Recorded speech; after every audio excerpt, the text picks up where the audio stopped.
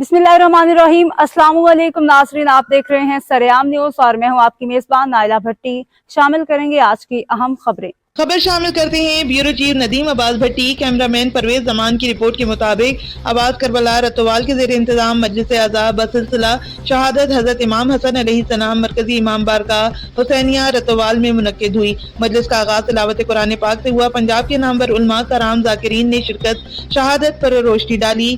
ताबूत पाक इमाम हसन अलैहिस्सलाम बरामद हुआ।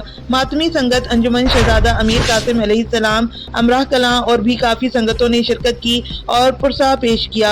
जलूस वक्त की पाबंदी करते हुए 7 बजे मरकजी इमाम बारगाह हुसैनिया रतवाल में इख्तिताम पजीर हुआ। लंगर हुसैनी का वसी इंतजाम किया गया।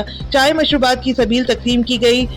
बानियान मजलिस Syed Aqeed Shah SHO patrolling police Mojiawala और सैयद जाकिर अहले बैद सैयद शकील शाह ऑफ रतवाल की नुमाइंदगी करते हुए तमाम आने वाले मोमिनीन, सादात कराम, गैर सादात उलमा कराम जाकिरीन और मातमी संगत मीडिया और मातमी अज़ादार समेत मुअज़्ज़िज़ीन इलाका रतवाल ख़ुसूसी तौर पर इंतजामिया का शुक्रिया अदा किया।